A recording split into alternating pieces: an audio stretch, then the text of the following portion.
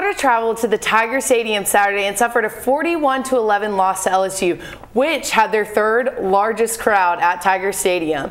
The Gators were never really in the game. LSU used the Tim Tebow jump pass to add an exclamation point to the victory.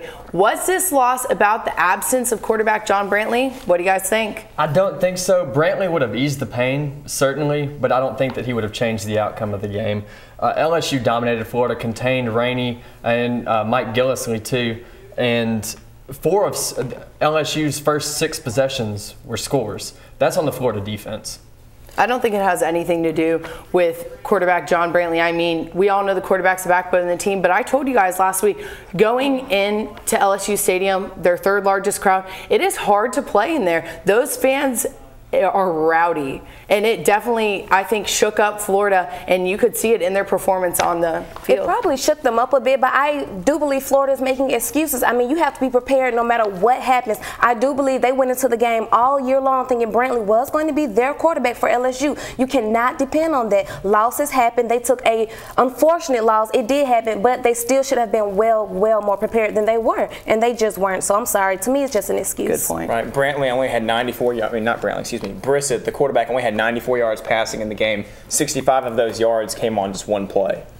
So Georgia went on the road to Neyland Stadium and handed Tennessee a 20-12 loss. Georgia started slow at 0-2, but could the Bulldogs possibly come back and win the SEC East this season? I think Georgia's going to win the SEC East. I mean, I've been shooting Georgia's horn all year, but if you saw their defense in the red zone, it was phenomenal. Their defense has been showing up every single game, and I think that's why they have so many key wins this year. And not only the defense, but Isaiah Crowell, you know, their offensive superstar, is once again playing amazing, and they have all these standout players, and their quarterback's not too shabby either. So I really see them winning the SEC East. You do love some Aaron Murray, don't you? Yes. Well, I think so too. Georgia has easily the easiest schedule from here on out. They've got Vandy, Florida, Auburn, and Kentucky. Vandy, the only true road game. The game against Georgia will be the neutral site game in Jacksonville.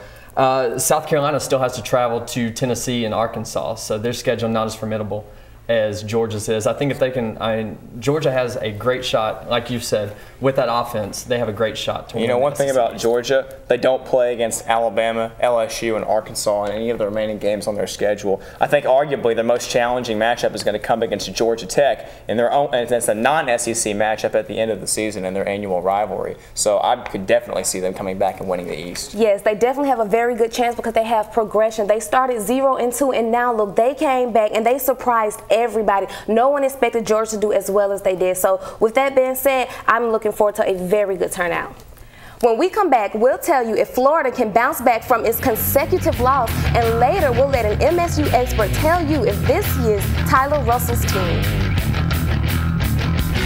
Welcome back. Florida travels to the Plains this weekend for a matchup with Auburn. Both teams suffered big road losses last weekend, and both need a bounce-back win this weekend. So who will get it?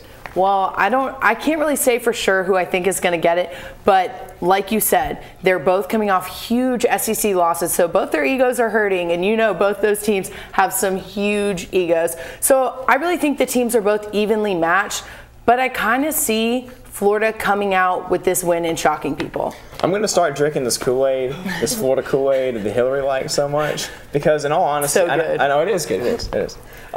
There's a lot of excitement with Michael Dyer, definitely an explosive running back who played well in the loss to Arkansas, and also Ontario McCaleb in the fullback, Lutzenkirchen, forming one of the best backfields in college football, I think.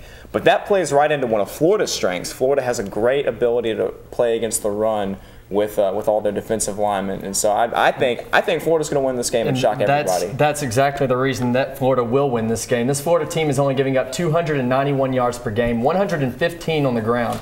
And this Auburn offense, with how healthy are Emory Blake and Trevon Reed going to be this week? They're both set out against Arkansas. This was Auburn's first game without a passing touchdown.